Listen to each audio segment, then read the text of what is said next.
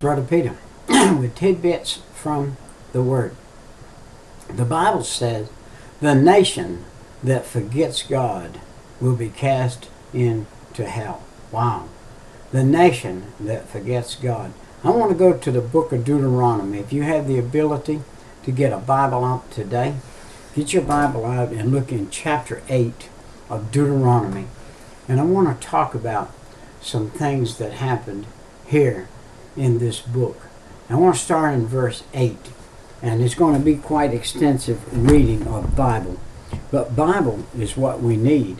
Bible is where it all is. Bible is the fruit of that is given to us to eat after we're saved. If we want to eat some good fruit, we can eat whole food and everything. But the dessert is the Bible, the Word of God. It is the thing that will fill us full. Listen to this.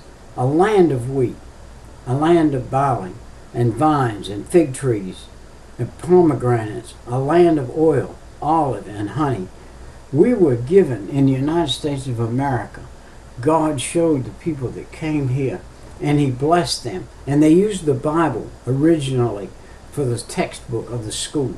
And the whole country was based upon salvation and following God and a daily worship and growing of the plants and asking God to bless the land, and God did. And God gave us what He wanted us to have, just like He did right here. He gave the children of Israel all this land. He showed it to them, and He said, it's yours for the taking. And the land wherein thou shalt eat bread without scarceness, thou shalt not lack anything in it. A land whose stones are iron, and out of whose hills thou mayest dig brass. And when thou hast eaten, and art full, then thou shalt bless the Lord thy God for the good land which He hath given thee. Wow! We need to bless the Lord for the good land He has given us. We're able to go to the grocery store and just load up with anything. I live in the Mid-South, but I can go get, and we aren't raising strawberries right now, but I can go to the grocery store and get strawberries. We're not raising cherries, but I can go to the store and get cherries. We're not raising grapefruit, but I can go get grapefruit. We're not raising anything right now is not ready to eat right now. The most of the stuff we buy in the grocery store has come from somewhere else on this in the United States of America. And now, of course, we're bringing it in from all over the world. But we eat every day. We fast sumptuously. I watched a young couple yesterday picking out some fruit. They handled every piece of fruit in the rack and squeezing it and feeling it and saying, this one's just right. They picked the just right one out of the group, the one that they felt like that they wanted to take home and eat. The just right one. How many, you know, there are countries where if you could get a sardine and a drop of rice, you'd be doing good. If you could get just some little bitty thing. And as a matter of fact, we have people right here in the United States that haven't changed their eating habits. Even though all this stuff is laid out before them, they could eat. They still eat like they ate when they were in their country.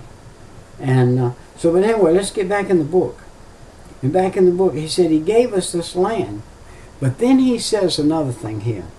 Beware that thou forget not the Lord thy God, in not keeping His commandments, and His judgments, and His statutes, which I have commanded thee this day. Lest when thou hast eaten, and art full, and hast built goodly houses, and dwelt therein, and when thy herds and thy flocks, or this is thy cars and thy trucks, and thy boats, and thy all thy silver, and the gold you have in the safe, and the guns in the gun rack, and the fishing poles in the closet, and thine heart be lifted up, and thou forget the Lord thy God, which brought thee from out of the land of Egypt, from the house of bondage. The folks that came here and started the United States of America came out of bondage. They came out of a place where they had no religious freedom. What happened is the state church came up where they were. And the state church said, you have to go to us or you don't go at all. If you want an independent church, we're going to kill you. We're going to put you in jail. We're going to burn you at your stake. We're going to do something. But you're not going to have your own church. You're going to have to go to the state church or no church at all. So they left their country and came here to a land to start a church. This is where America started. It was to start Christianity. It was to start a freedom in religion. And that's why they came here. Now where are we? We've built our goodly houses. We got our barns full of gold and silver. We've got more food than we need to eat. And we're forgetting God. Well, listen to this. Then thy heart be lifted up, and thou forget the Lord thy God, which brought thee forth out of the land of Egypt from the house of bondage, or brought thee forth out of Spain, out of Italy, out of other countries where they couldn't do what they wanted to. They came over here and then had to fight. Our forefathers, not only did they come here and plant gardens and get going, but they had to fight off. They was like Nehemiah building a wall. They had to plant a garden with one hand and load the muzzle loader with the other hand and fight off the British and the Redcoats, fight off those that came and said, you're not going to start your own church. Hey, this was a religious war. You remember that? When the United States of America was started, it was a religious war. It was a war about religion. Following the state church, following the state, and following the king or the queen of another country. And they were over here in this country. And that country was laying claim to this country. Who led thee out of the great and terrible wilderness, wherein there were fiery serpents and scorpions and drought, where there was no water, brought thee forth with the water out of a rock of the flint. Wow, there was no water where they were. But Jesus was the rock that the water came out of, and he followed the children of Israel. That rock followed the children of Israel. That rock went along with the children. You say, I don't understand that. No, you don't have to understand everything. You believe some things whether you understand them or not. If they're in the Bible, you believe them. If that's what it said happened, that's what happened. Jesus said, I was that rock that followed you in the wilderness. That's why Moses got banned from going into the promised land, because God told him to speak to the rock. It wasn't time for Jesus to be smitten. Jesus was going to be smitten on the cross. He wasn't to be smitten back there in the desert days. He was acting as that rock that the water flowed out of. Can you imagine a rock that has no roots around it, and the rock moved with the people? Just suppose it was on a large sled, and they dragged it with oxen, and it went across the land. But water ran out of it all the time. Fresh water ran out of it. The water of life and the water that ran out of it. Imagine that. And this was Jesus in the wilderness. You say, Brother Peter, you foolish. And I say to you, you haven't studied the Bible. If you think I'm foolish, you haven't studied the Bible. That's all there is to it. Because I'm talking Bible to you. And by the way, that's in verse 15 of chapter 8 of Deuteronomy. Look it up. And then take the verses that are in the center and go back and find out where Jesus came and where Moses had smitten that rock. By the way, I want to speak about Moses before this excerpt is over. I want to talk about Moses going on to heaven. Hey, who fed thee in the wilderness with manna, which thy fathers knew not, that he might humble thee, and that he might prove thee, to do thee good at thy latter end? Listen, here's a people had no way to plant, had no way to plow, had no seed. One of the most important things, if you did prepare the land, you didn't have any seed, you're in trouble. The land's going to grow back into the wildness that it is, with wild seed. So you have got to have seed. So God had to provide food for them, and he did. He provided them a manna, a food that they could eat and would sustain them. And thou say in thine heart, my power and my might of my hand hath gotten me this wealth. Wow. You know what God said to us in America today? You think your hand's got you that wealth? I'll tell you what I'll do. I'll step back and see what you do with it. I'm going to tell you before it's all over what you're going to do with it. You're going to end up giving it to the government. Because we have become a welfare country, and when over 50% of the people are drawing nothing. My daughter runs a trailer park, and she has several people. She told me the other day, she said, do you know that almost half of my trailer park don't work? They don't go anywhere. They don't do anything other than go get their food stamps, go get their check every month. They pay their little lot rent. They live totally free. They have nothing to do but walk around and get in trouble, steal stuff and do stuff because they've wasted the money that they got so easy. Easy come, easy go. They don't go out and hunt a job because if they did, they'd get cut off from their welfare and whatever. So this is how they live. I got news for you. God's going to cut all that out one day too. It's all going to be, hey, there's a great big woe written over the United States of America. The W got started when we started killing the babies. The W got started on that woe when we started killing the babies. When we took prayer out of the schools. Can you imagine one woman getting prayer out of all of the schools in the United States of America, one woman? And by the way, do you know to this day, I don't know if anybody can prove it or not, and I don't know if I could either. But I know that I've got a book that says that never got ratified. All it ever did was get passed around by word of mouth, and it all happened, and everybody took it as a law, and it never was ratified. Wow. And thou say in thine heart, my power and my might of my mind and hand has got this stuff. Be careful, my friend, be careful. Everything you have, God's given you. You say, well, I went out and worked for it. Well, who gave you the health? Who gave you a body that would work 24 hours a day, 7 days a week, 365 days a year? And my body's 72 years old and still working just like it always did. Only God can do that. But thou shalt remember the Lord thy God, for it is he that giveth thee power to get wealth, that he may establish his covenant, which he swore unto thy fathers, as it is in this day. And you say, well, Brother Peter, you're a Gentile, and you're over here in America, and it's 4,000 years later, and God was talking to the Jew here. I got news for you. He was also talking to the Gentile through Jesus Christ, through the cross, and saying, if you ask him, forgive you of your sin, come in your heart and save your soul, these things will be added unto you.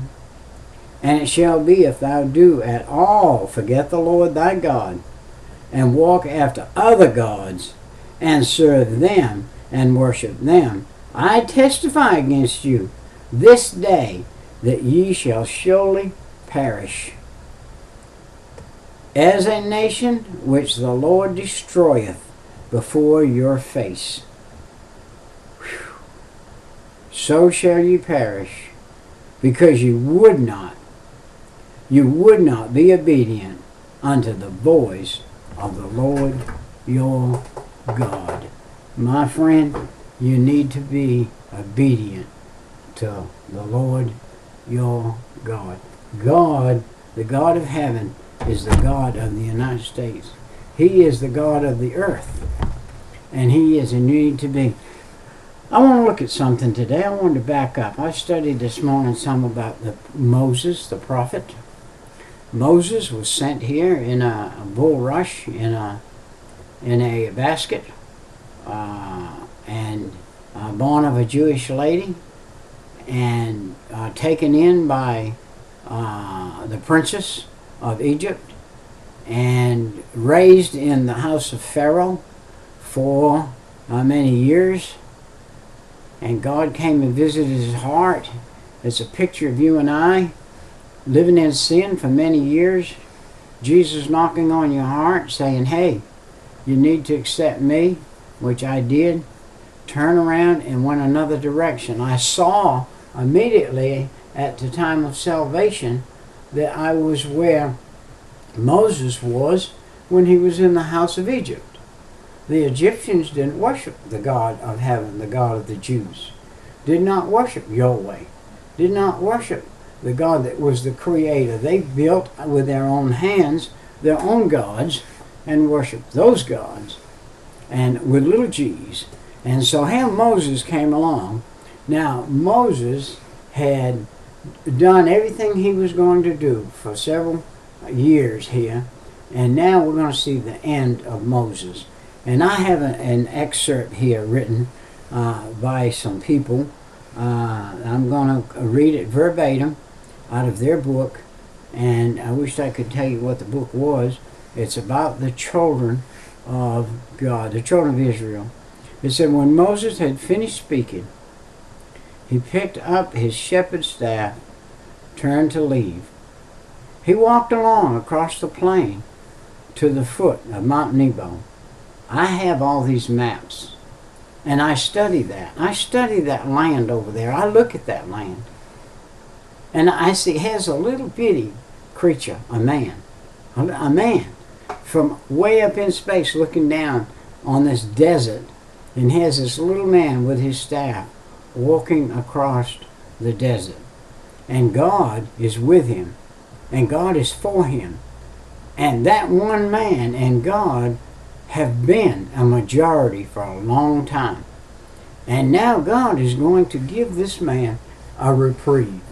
He is going to take him on to heaven and give him he's relieving him of his command. And now here he goes. He's walking across the plain, the foothills of Mount Nebo. Slowly climbs up the steep rocky mass, higher and higher, until he finally reaches the summit. I can tell you today, with the climbing gear and everything we have today, that particular mountain right there is a challenge for anybody. So God made a path for Moses. Moses had been there before. This is not the first time Moses had been there. And God made a path for Moses to come up that mountain. He said, looking back, he could see the people camped far below him on the plain. I suspect he stopped for a few minutes and sat there and pondered the fact, God, you have gave me control of these people for a period of time, and now it's time for me to leave them. But I look back with some remorseful thoughts of the way things have gone some, and with some happy thoughts for the way some things did go. And so he's looking down, looking back at that summit. Now, as he looks back, he could see his people camped below in the plain. The sun began to go down. The evening fires flickered among the tents.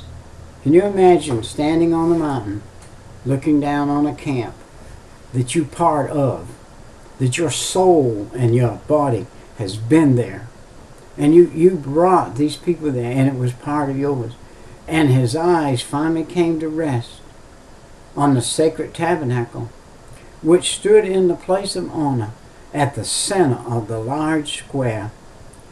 Encamped smoke was rising in the black cloud from the altar where the priest was sacrificing a lamb. Imagine that. He's looking at what he knows is supposed to be, and it's properly happening like it's supposed to happen. They're sacrificing a lamb. And here is Moses going up there to finish up his life, to end his life up, and to wind it up right there. But he's the bird that brought him all the way through. He's the one that stood in front of Pharaoh. He's the one that did what God told him to do. Now, he turned away and looked westward, out over the far side of the mountain. There in the sight of the setting sun lay the land of Canaan. Wow. Here these folks are on this side of the mountain. And on the other side of the mountain, if you could see over the mountain, on the other side of the mountain is the land of Canaan. Can you see the land of Canaan for you? Can you see the glory land for you when we get there we're headed to? We're on this earth right now. We're on this side of the mountain. But we're going to that third heaven one of these days. We can look into the sky and see the third heaven up there. We're going one day to the third heaven. We're going to be there. Wow. Ain't that something? All right. So, the land of Canaan, directly below, he could see the fertile green valley of the Jordan River. And just beyond, the Canaanite town of Jericho. Now, when Moses leaves, Joshua's going to have to come on the scene. I'm not going to have time, which I would love to get into the book of Joshua this morning for a few minutes. You remember Joshua was a judge. There was a judge, and they were judges. And after Joshua, after the judges came the kings. But first there were judges. And Joshua was one of the judges. And Joshua was also a God's champion colonel, if you please. He was the guy that knew how to obey God and take this place over here where Moses was looking at right now.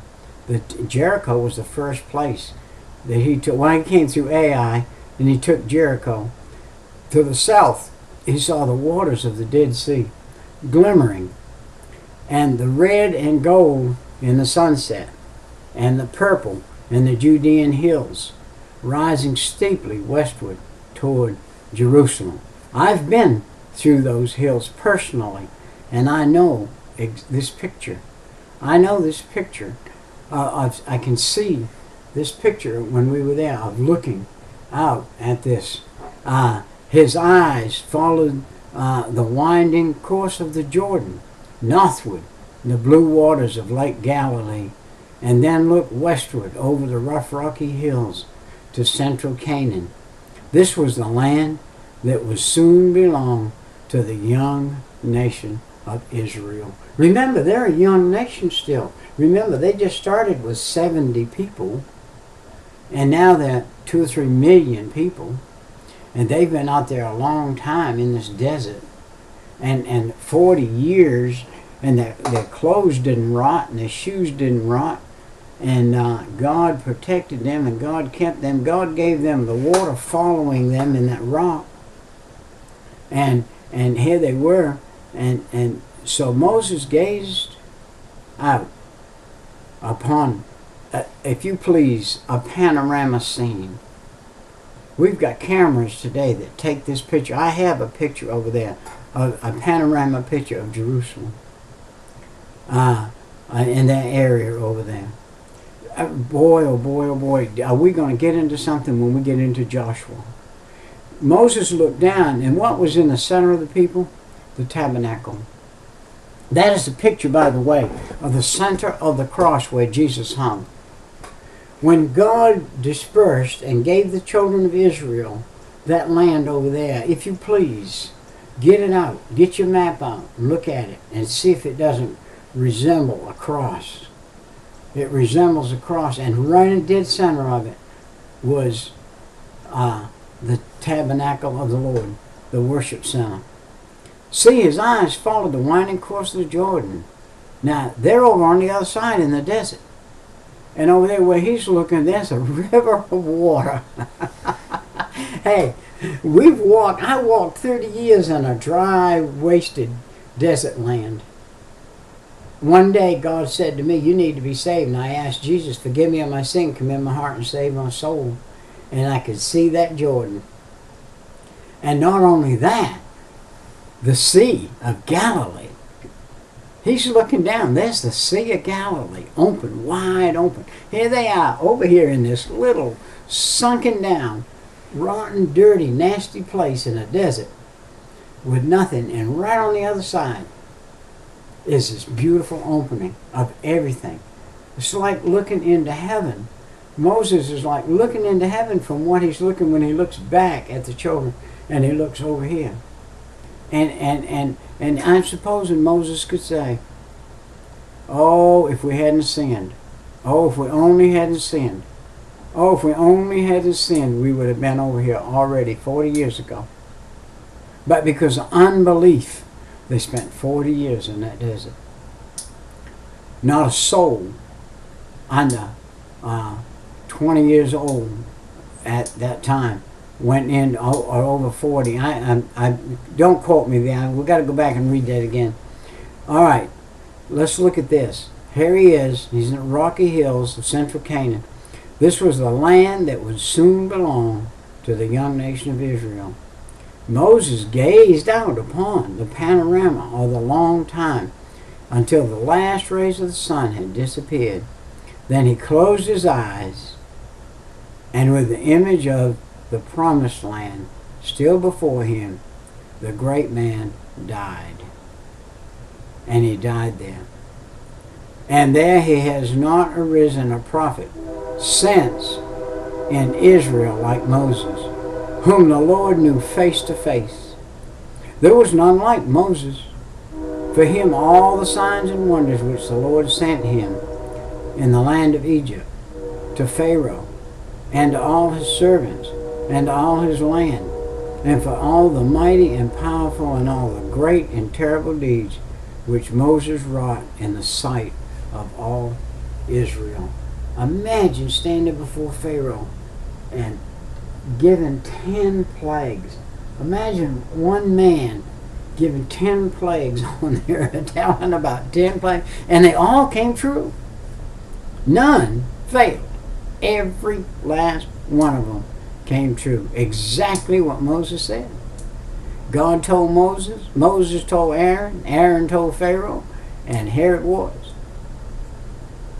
So the story of Moses, if you want to read it now, get your book of Exodus out and start reading and studying it.